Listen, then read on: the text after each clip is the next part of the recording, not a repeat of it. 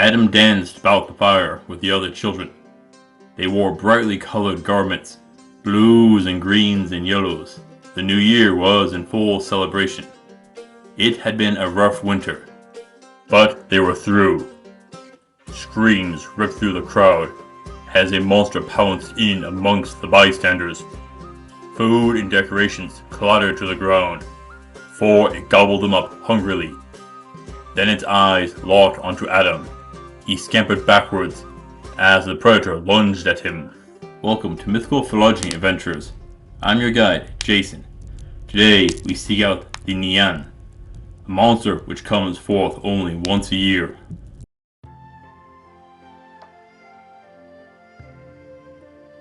Nian comes from China, but its origins are more recent. Most written records only start in the early 20th century, but possibly older due to local oral stories.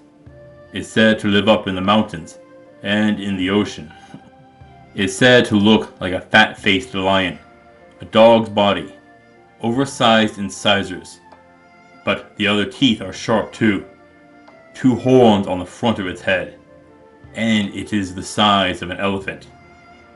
You often see a variation of it in Chinese festivals as the Dancing Lion. During winters, it will grow hungry and go on a rampage where it eats crops and then people, namely the children. This beast can be scared off by loud noises and doesn't like the color red. It is said that this secret was taught to the locals by a mysterious old man, but it only comes down around the Lunar New Year, also called Guan Nian or Overcoming Nian. This is because it was decreed by the Jade Emperor to remain up in its mountains and the oceans, but there was a flaw in the commandment, which allowed it to venture forth on the 1st and 15th of each year. The story speaks of the Nian attacking a village and the people fled, all save for a strange old man. He approached Nian in its lair, where he convinced it to only prey on things equal to itself, and to leave the humans alone. For a time it did so, but it hunted the mountains until it was devoid of prey. Then it was forced to come down the mountain to the village, which was nearly abandoned. Only one person was left, that strange man.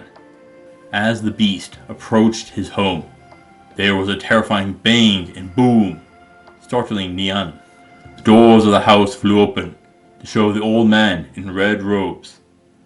It fled into the mountains, but the old man gave chase.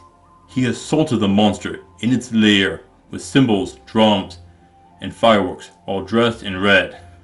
Afterwards, he brought it back to the people, where he made it dance for their entertainment.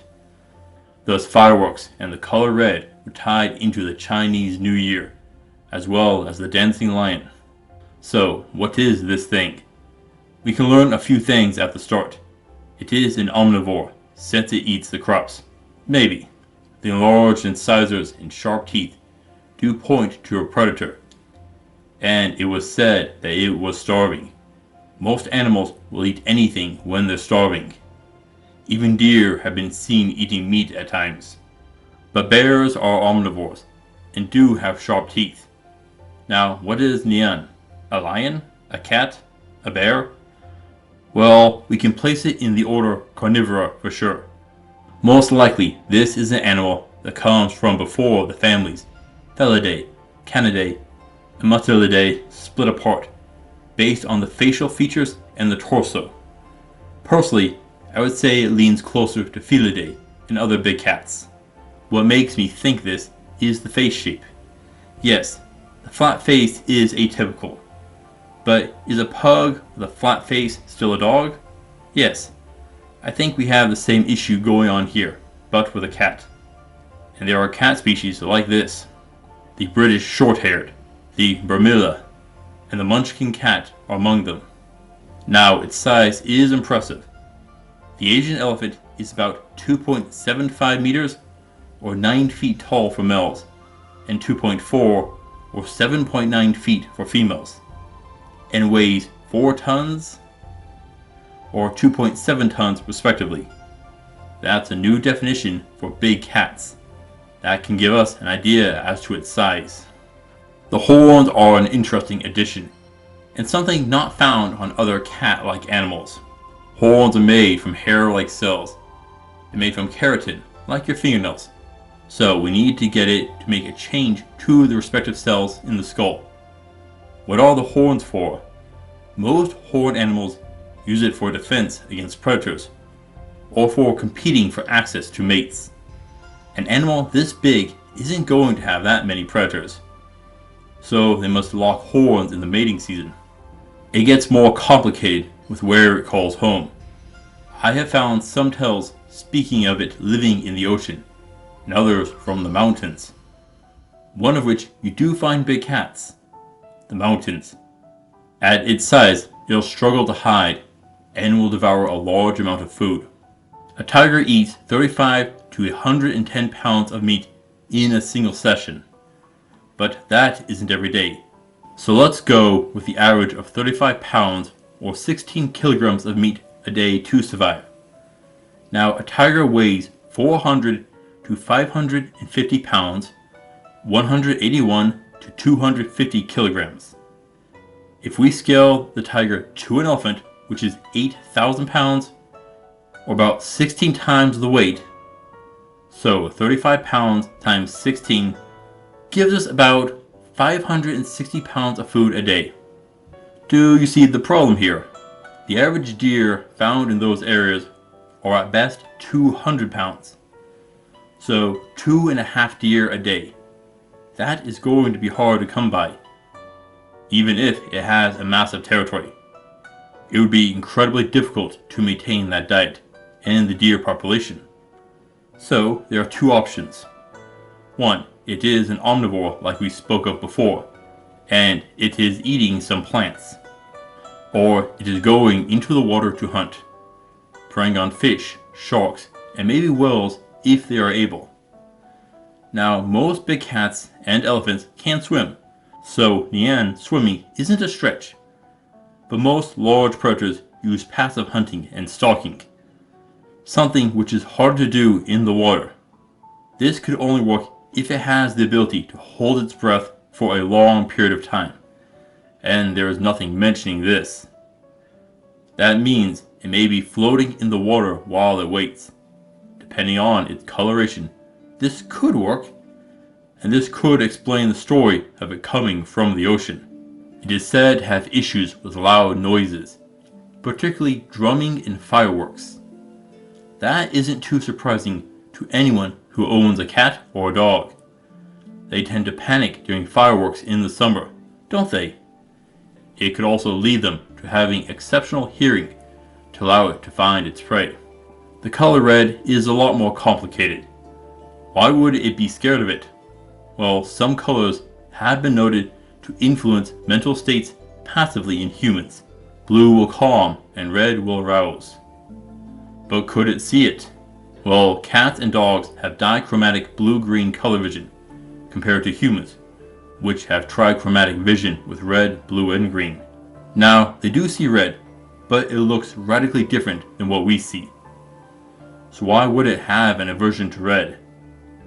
It may not be the color per se. Potentially, it is something else. A scent found in red paint might be the issue, and more likely.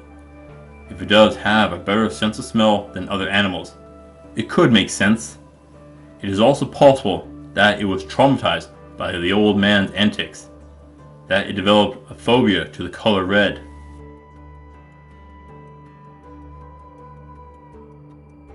How do you defeat Nian? Well, you know when it is going to show up, around the new year.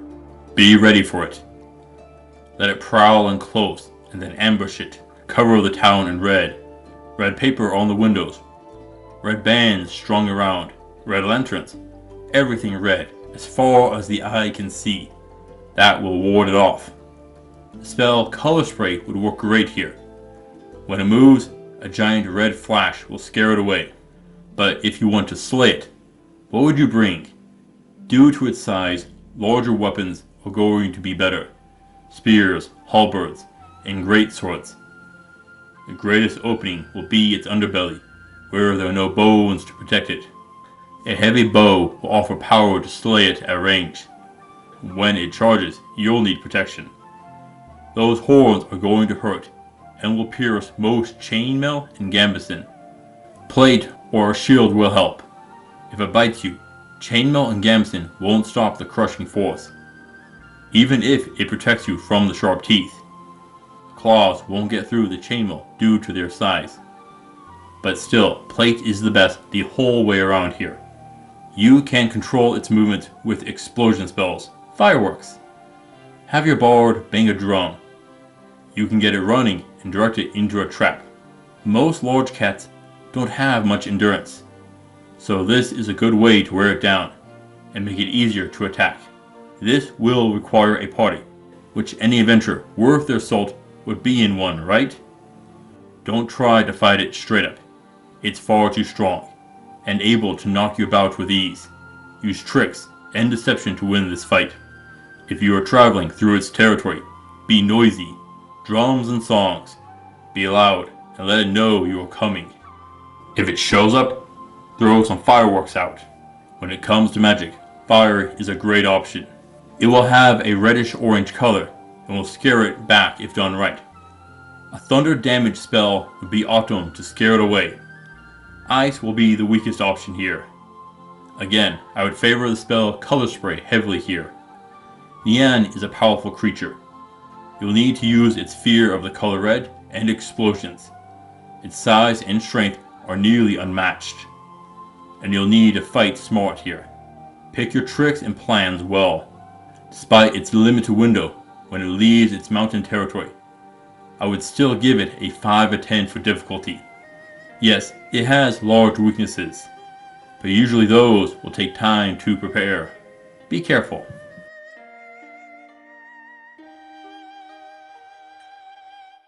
When Nian is slain, you'll get plenty of meat.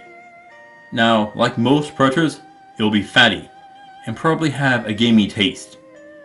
You'd also get the fur to tan and produce a lot of things that way. The horns and bones can be carved up and used in tools and instruments. Pretty basic for animals. But there is more, and not completely good. Nian has a huge appetite. It needs to feed constantly. Even its story speaks of it putting strain on the ecosystem. That means when you slay the beast and give it a few years, the deer and other prey animals will increase. Now, what happens when a predator is removed from a population is well documented. There will be a large spike in population growth of the prey animal, well above the carrying capacity of the ecosystem. They will overeat and damage the forest heavily before starvation sets in, and a large number of them die off. Normally, they will fall to a level below that of the population was with the predators, due to the predators preying on the elderly, sick, and very young mostly. But with Nian, this may not be the situation. It was well documented in decimating the whole ecosystem, so you'll have a while before the population and ecosystem stabilize. You'll get oscillations in the populations for a while before stabilizing. Just be careful with hunting. You may need to be more aggressive with deer hunting for the first few years, then back off. But what about keeping it alive like the old man did? Well, you'll need to feed it and keep it under a watchful eye to be sure that it doesn't overcome its fears and start eating people again. Until that happens, it can serve the village. It can plow fields with ease and carry supplies long distances. It may sound good, but the risks would probably outweigh the benefit.